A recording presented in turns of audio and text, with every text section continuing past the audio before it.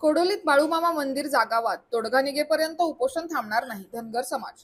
पन्हाळा तालुक्यातील कोडोली येथील सद्गुरू बाळूमामा चॅरिटेबल ट्रस्टच्या वतीने शेंडे कॉलनी येथे बाळूमामाचे मंदिर आणि हॉल बांधण्यासाठी 2004 साली ग्रामपंचायतकडे जागेची मागणी केली होती। 2005 साली ग्रामसभेत ठराव करून 19 गुंठे जागा असिस्टमेंटला नोंद करून उतारा दिला होता। त्यानंतर ट्रस्टच्या वतीने 3 गुंठे जागेत बाळूमामाचे मंदिर आणि हॉल बांधण्यात आला। त्यानंतर 2011 साली आणि त्यानंतर पुन्हा 2022 साली असिस्टमेंट फेरफार करून बाळूमामा मंदिरास 590 चौरस फूट इतकी जागा असलेला फेरफार केला।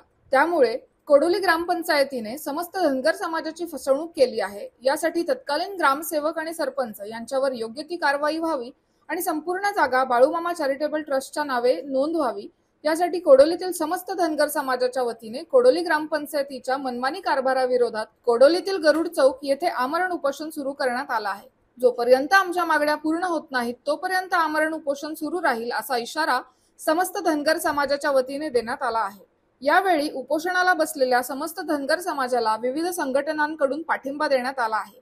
आज उपोषणाच्या दुसऱ्या दिवशी पंचायत समितीचे अधिकारी, कोडोली गावचे सरपंच, उपसरपंच, सदस्य आणि ग्रामसेवक यांनी उपोषणाला बसलेल्या कार्यकर्त्यांची भूमिका समजावून घेत यावर तोडगा काढण्याचा प्रयत्न केला, परंतु तो असफल झाला। यावेळी सद्गुरू बाळूमामा चॅरिटेबल ट्रस्टचे सदस्य आणि धनगर समाज उपस्थित होता।